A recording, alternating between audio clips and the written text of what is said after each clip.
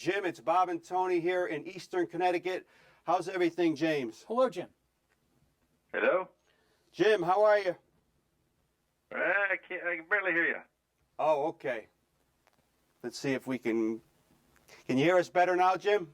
Yes, I can hear you better now. Okay, thanks for joining us, my friend. Again, we're coming off a foot of snow, and I know where you are.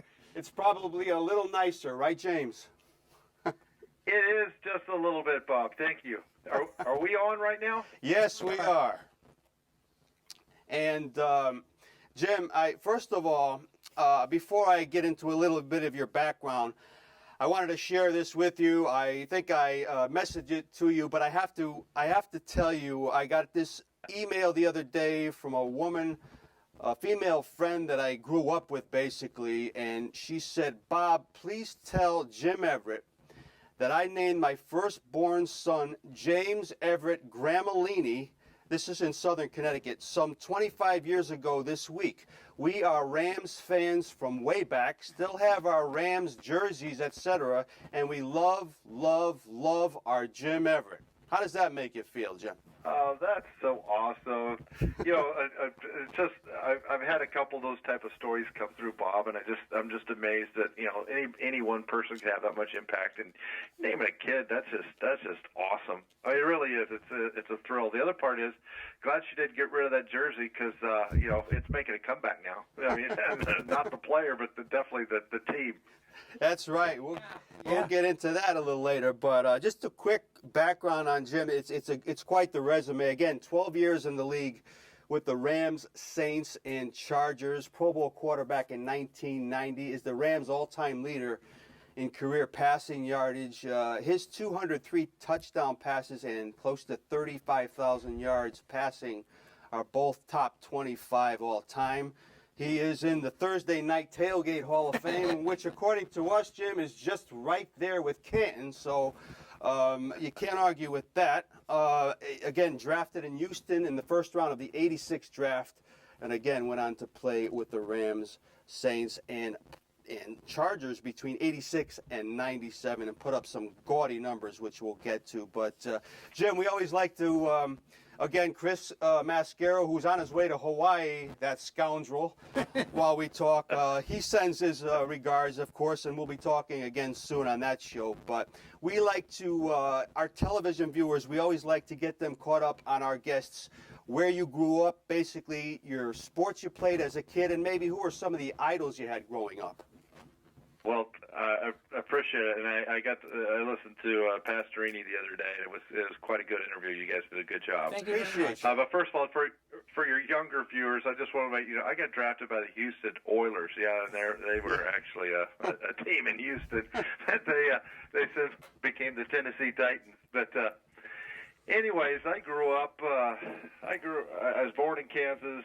My dad was a special ed teacher. Got his doctorate degree, and they started the special ed department down at University of New Mexico. So I basically grew up, you know, with all his Kansas cronies down in New Mexico, and we had a really good high school program, and ended up lettering 4 sports. But football was always my passion, and you know, it was a all-state strong safety 2 years, and my senior year I was both ways. I was quarterback and strong safety. So being recruited out of little old New Mexico, a lot of people wanted me as an athlete, either as a linebacker, as Texas and Arizona State wanted me as a linebacker or a tight end, and Purdue and Stanford wanted me as a quarterback. And so I made the decision to go to Purdue. I didn't feel like I wanted to back up John Elway for a couple of years. Purdue had an open spot, but there's a guy up there named Scott Campbell who was pretty darn good himself, and we battled away back and forth. And I ended up starting the last couple of years and had a really nice career at Purdue and lovely people. And from there, I got drafted by the Houston Oilers, but there's some stories in between there. I actually was going to be drafted in the 4th pick by Indianapolis Colts, but they had Warren Moon down in Houston. We didn't think they'd draft me, but they did. And so I already had a contract with Irsay at the 4th pick, and the most Houston ever wanted to pay me was half of that. So I couldn't really understand the dynamics of getting picked 1 pick ahead and having to take a 50% pay cut. So I held out, And I know that probably is not something that, a lot of people look at as, the greedy guy or the thing that Eli did or the thing that John Elway did, but, it's business.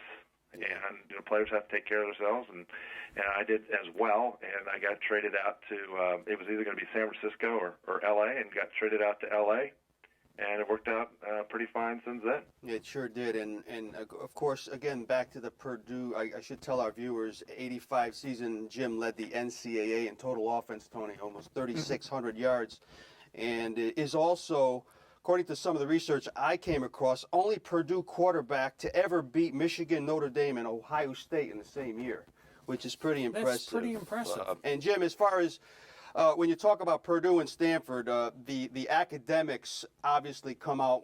Obviously, we're such a great athlete, but there had to be some kind of academic element to this whole decision.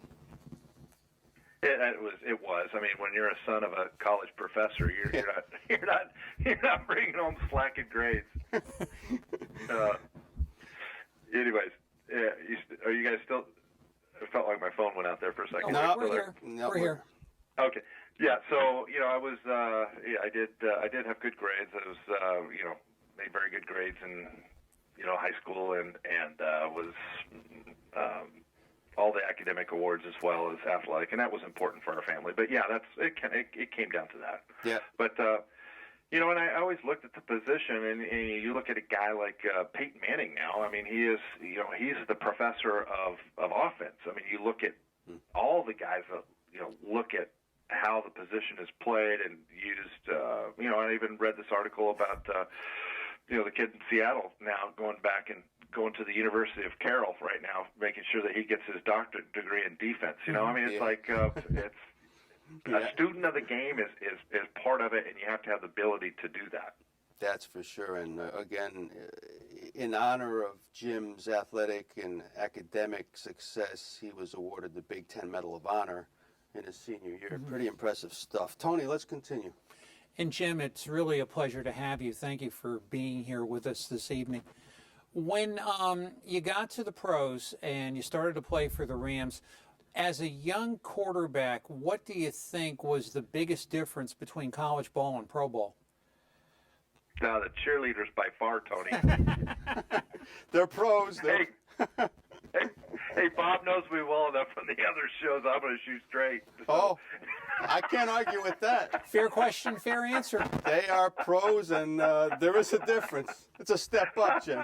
There's a major step up. There is. I would like to say, back to the football part of it. When you in college, you're practicing some, and you're going to school a lot, and then when you're going to pros, you're not going to school and you're practicing a lot. I mean, so you're putting a lot of time and effort, and so is the guys going against you. So the margin of error is so much different from college to pros, where, like, for example, in high school, if you're taking a thrower, hitting the barn with the ball is just fine. When you go when you get to college, you got to start being able to hit the barn door. Mm-hmm. But when you're in pros, you got to hit the stick of hay, for that with the ball to make sure it happens. So, because you're going against guys that are, All-Americans. They were All-Americans in college, but now they're pros, and they might have been an All-American a few years before you or a few years after. But whatever it is, it's a darn good athlete. They're chasing you. There's a darn good athlete chasing the guy that you're throwing to, and you have to be able to drop balls right into the bucket at the right spot. And of course, having great athletes catch the ball, guys like I had, like Henry Eller, Pete Houlihan, or even down in New Orleans with Quinn Early, those guys can make up for throws that aren't thrown perfect, but the ball has to be there. And I think you witnessed that the other night, especially with Carson Palmer, where his balls are off just a little bit, even with his hurt finger. It makes a huge difference in the outcomes. Mm. Yeah, for sure. And as far as the amount of balls you threw, Jim, it just boggled my mind. From 88 through 90, you threw over 1,500 passes. In baseball, they would have shut you down now as far as in late in the season. But it's amazing, 900 completions over a 3-year period. But that was life under John Robinson at the time. It was, and we had Greg Bell earlier where we could rely on some running, and then we kind of had to revert to a little bit more passing as we went on, and I think that was eventually some of our downfalls in the early '90s is that we really couldn't establish any running game, and I think you look at the Carolina Panthers and bringing it back relevant now. Some of the things that they're doing is because you have to stop their running game, and they have a formidable running game against anybody in this league. And I think, again, I look at my college career at Purdue where we threw the heck out of the ball, and I know 3,600 yards a year now looks paltry, but then it was chucking and ducking and doing all sorts of stuff as we were going. But there's a value to the running game which I sense, especially when I was with Eric Dickerson, that you have to have an element of the game that you have to be able to do. And if I was coaching or advising or anything in the pro, the running game is so important, and I don't think that the fan base really knows, just at least to keep the linebackers from just bailing on you. Yeah, absolutely. And I'll tell our viewers again, in '88 and '89, Jim led the league in touchdown passes, Tony 31 and 29 respectively. And I think I talked to you on the other show, Jim. One of my father's, before he passed away, one of my dad's favorite receivers was Flipper Anderson. I think he liked his nickname. My father just liked you, and he liked watching the Rams. And that game in '89 when he had 336 yards receiving, which still remains a record, 15 catches. What do you remember about that game, Jim? Bob, I remember getting hit so many times. I mean, it was for, let's see, for a 60-minute game, it was definitely 55 minutes of just getting pancaked. Wow! Holy cow! Well, I think we wore them out, and then we could finally get effective. I think that's what kind of worked because it took us the last 4 minutes. We were still down by 14, and then we brought it to overtime, and then won in overtime, and then Flipper was just running. But that was after we had Swilling and Jackson. They were already done with their track meet because they were running all over me. But wow. That's kind of one of those games where. It was a Sunday night game. I remember that. It was, we weren't getting anything done for the first half. We were struggling in the third quarter, but somehow we come out and win the game, and that was what, catapulted us into the playoffs. And then, but it was the mindset that a team can get, like, never say die. Never. And that's the thing that I pull out of that whole thing is no matter what the circumstances, there's always that opportunity. You take that Michigan State game this year. There's always that. I mean, it's maybe it's 1 in a million, but there's that that just keep hanging in there, and it might happen. Remember another game we were down in Tampa Bay, a game that we should really be just getting these guys, and we were down 28-0 in the first half, but yet we come back and win it. Wow. So, I'm sure that there's other games where people have made comebacks, and Seattle did one last week trying to come back, but never say die, and that's the part that I love about sports, love about life, in that you only can't do it when you think you can. Again, we are live on the phone with former Pro Bowl quarterback Jim Everett. Tony. And Jim, when you were a very young player, who were the players that were an influence upon you? Was Steve Bartkowski one? Well, I think Steve Bartkowski was actually more of an influence on me a little bit later in my career, but I'll go back earlier when I was in Kansas. Of course, Lynn Dawson was a huge impact on me. Of course, being a Kansas City Chiefs fan, and then of course he being a Purdue guy, and of course I met him at Purdue, and then I went to Purdue. So I got to have a bond and meet with him, and so that was really cool because he was kind of my idol as far as Roger Staubach, and of course Terry Bradshaw it was as well. Just guys that could play the game. Of course, all winning type players. I mean, I like guys like Archie Manning and Burt Jones as well. I mean, they weren't on the winning teams, but I liked how they were able to move the ball. But Steve Bartkowski, when you bring that up, he actually was the Ram quarterback when I got traded to the Rams. Mm-hmm. He had a very good career. And the reason why he was such an influence on me is when I first got to the Rams, I watched him throw the deep ball, and he threw one of the prettiest deep balls. So just being with him for a couple months, I emulated what he did throwing the deep ball. Now, I could always throw the deep ball fairly well, but I thought after I at least emulated what he was doing, I became even more successful at it. Yeah, and we'll get a little bit more. That was one of my later questions about the dink ball they play now versus the throwing down the field like Jim did back in the day. But, in the 8 years in Los Angeles, Jim, 6 under John Robinson, 2 under Chuck Knox. How about the difference in those two head coaches? Night and day. Okay. Night and day. I mean, John Robinson's a good friend of mine. He's a wonderful human being. He comes from the school of storytelling and be able to make description as funny as a character. I just have all the admiration in the world for John Robinson. I think anybody following John would have been a hard act to follow, and for me, Chuck was. Chuck was, he called him Ground Chuck for a reason, but it was, sure. he was a disciplinarian. He was, Chuck tried to treat everyone like, a man that could vote and, had input, and Chuck was the opposite. Kind of felt like everyone was in preschool and you had your assignment to get done and get it done or else. And I'm sure Chuck's team, he had successful football teams, and he's been a coach and a good coach for a long time. But it was a tough part, and I know that I left the Rams, and I left willingly at that point. I was looking for something different. And just some of the teammates in Los Angeles, when you go down the list, Tony, we talked about a few of them before the show.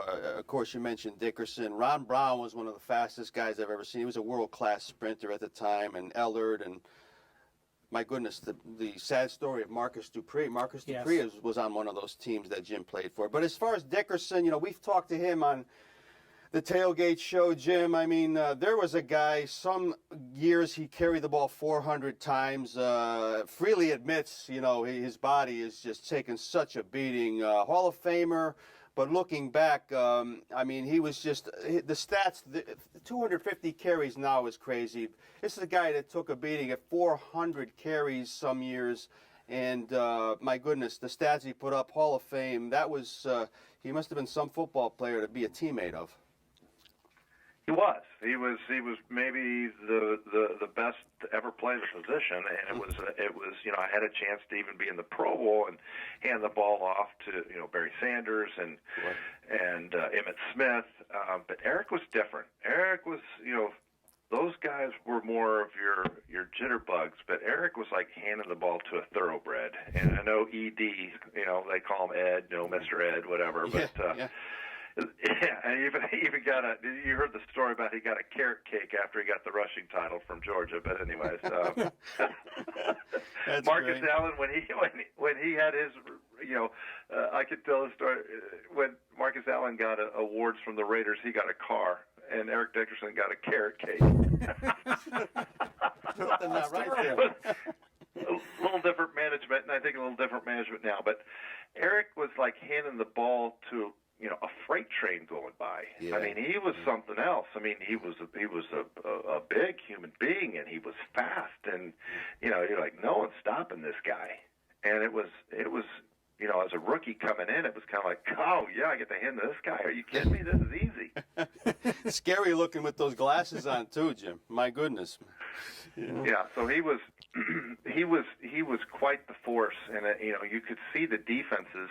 The mentality of the defenses when he was behind you, as opposed when he was not behind you, little bit different.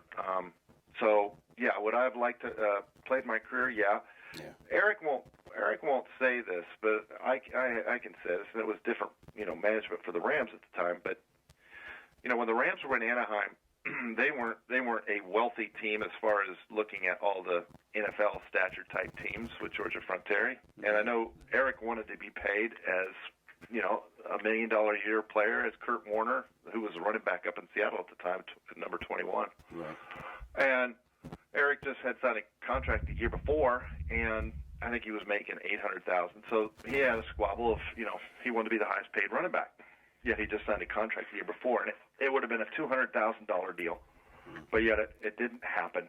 And Eric took matters in his own hands, or however that works. And later he was a Colt later on. But for a couple $100,000 to keep your number one guy happy, I think that would have been really easy. But I think there was some stuff going on that the Rams couldn't afford it, and thus later moved to St. Louis for the sole reason of a financial gain. Mm-hmm. And it was unfortunate. I don't think it was the Los Angeles Rams fans that ran up to St. Louis. I think it was all financial. Just like I don't think it's the St. Louis Rams fans that have run them back that brought them to Los Angeles. I think it's a financial decision. I think we're all one Rams nation. Yeah. And it's unfortunate for both cities to have to experience that, but it is a financial gain going both ways. That's true. Mm-hmm. Again, on the phone with Jim Everett. Tony. And Jim, you find yourself in New Orleans with Jim Mora. What was that like? Oh, that was a treat. I mean, I played against Jim Mora for years. I mean, he's intense. He is. And he always brought a great defense. And then when I go down there, all his defensive guys retire. We ended up having some pretty good offensive units, and I think Jim was pretty happy about that. But he started getting really, really down about his defensive unit not being at the level that he expected. I think Dom Capers, one of his coordinators, was over in Carolina, and when Dom, was shutting us down with his defense, he just lost it. And I think it was just a part of, a man's for so many years puts his pride on his defense, and then not having his defense he was out of his element. But we finally got a good offense, and then we couldn't stop people. I mean, that was a common theme during my career. Yeah, it's just it played out that way. And as we talked to Jim, we have a collage of pictures of him during his career on the screen at his different stops along the way. And as far as playing, your whole career, Jim, you played in decent, well, at least your home games, you played in decent weather. Did you like playing in the Dome once you got down there? Loved the Dome. Loved playing in domes. The only dome I did not like playing in, and I think a few guys in the NFL would say this, was the Dome in Minnesota. Oh, we've heard that, yes. It is the air pressurized dome. Whoever's grand idea was to do that messed with my ears so bad I couldn't even hear myself more or less make calls. Holy cow. Yeah, it was, and I even played against them when we played Minnesota Golden Gophers up at Purdue. And that place was something else. I mean, I guess it's a good concept, be able to keep the roof up, but it definitely messes with an athlete, or it did with this athlete sitting on the end of this phone. And Jim, again, we had mentioned earlier the three of your first 4 years, you were over 500 for the teams you played for and in the playoffs. Now, the final 8 seasons in the NFL, you played with teams that finished under 500. Now, a guy that put together stats like you did and were as good as you were, did it ever get to you mentally, just the losing after coming in the league and having a lot of success at the beginning? Absolutely. Yeah. I would, Bob. That's a good question, and I look at guys around the NFL. I mean, losing is not why you play the game. Mm-hmm. I don't care what level you want to have some success, and even if you're leading the league in yardage or this and that, and you're not winning, that's not success. Your success is be able to look at all your teammates around and experiencing a victory, and after 8 more years, I was ready to do something else. I was like, this is not as much fun. Yeah. Of course, I could have probably played more years and done some different things, but that wasn't the case, and I wasn't blessed to be on teams like some of the other guys that are going to be in the Hall of Fame, and great. I didn't make it to the Super Bowl as well, but that's what it is. I mean, I had an opportunity in '89 and just came up short, and that's how it goes. But there is something to say about being at the right place at the right time, and I see guys like Peyton Manning doing some great things, but looking at the Denver year, his defense in Denver had basically carried that team for most of the year, and I think he did some good things against the Patriots, but a lot of that was based on that defense. I totally agree. Yeah, totally for agree. certain. Again, just a couple minutes left with Jim Everett. Tony. And Jim, did you find adjusting out of football to be difficult for you? Somewhat. I mean, you get that's a good question, Tony. I think there's any adjustment when you commit your life to any endeavor, and then all of a sudden you change it. And I think that a lot of people, maybe age 65, understand that. A lot of people that maybe have done major career changes understand that, because you get a rhythm. You get I expect this on Mondays, I expect this on Wednesdays, and you start getting into that, and then all of a sudden when that all stops, I put my attention going back to Pepperdine and getting my MBA, which let me focus a little bit my energies in the right direction. But yeah, I mean, I miss it, and of course I still tinker around and keep up on it, and fantasy football, and do I miss it? Heck yeah, I do. I don't miss the Monday mornings after the hits, but of course I'm an old man now. But I do miss being part of a team. And I think that's the part about it, is being part of a team that's going through the rigors and hopefully being successful. Yeah, I think I'd be kidding you if I said I didn't miss that. And Jim, as we alluded to earlier in the show, the modern game compared to the game of the 80s and 90s, you guys did throw down the field, as you could tell by some of the average yards per catches of guys like Ellard and Flipper, and guys now, you see guys that are very talented. Obviously, Jim, they scramble and they can throw these 10 to 15-yard bullets. But I think their downfield accuracy now is basically horrific for the most part. But I guess it's just the way the game has changed. Well, the game is constantly going to evolve. I mean, just let's take a look at Cam Newton, how dominating he was on a couple quarterback runs. I mean, that's a whole new element. Can he last? How long is his career going to last doing that?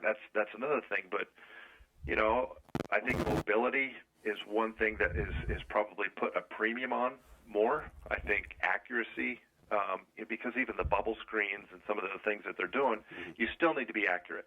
And if you're not even accurate on those things, I think that will really hurt a team. But, you take a guy like Aaron Rodgers, I see he's a pure passer. He can throw the ball into, tight spots down the field. And even Tom Brady, I think he's made a living on being accurate. Yes.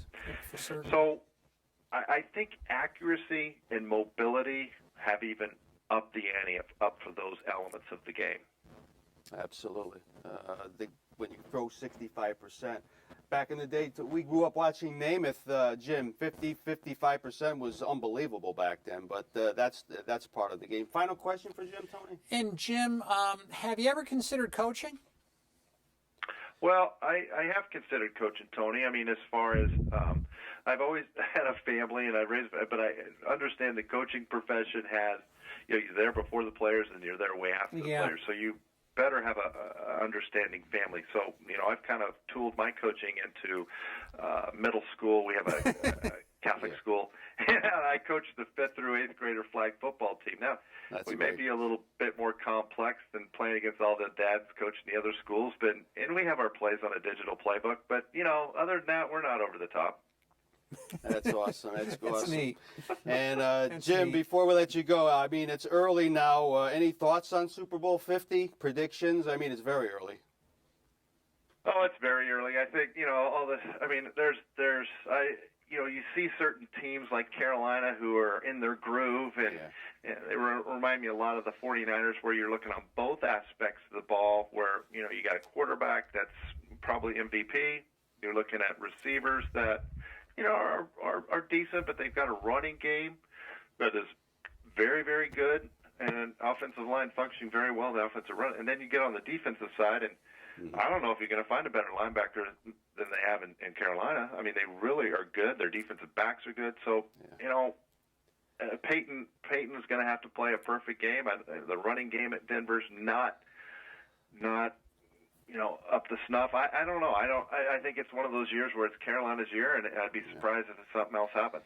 I'm leaning that way myself. Me too. Again, Jim Everett, a quarterback who threw for close to 35,000 yards over 12 years. Again, a member of the Thursday Night Tailgate Hall of Fame. And Jim, I will tell Della Degnan that you give regards to James Everett Gramolini.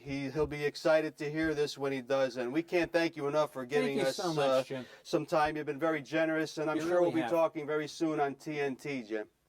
Okay, Bob, Tony, thanks for having me, and please give my best regards to James Everett over there, will you? We will do that. Take care now. Thank you. Take care. Okay, man. Good night, Jim. Good night. Good night.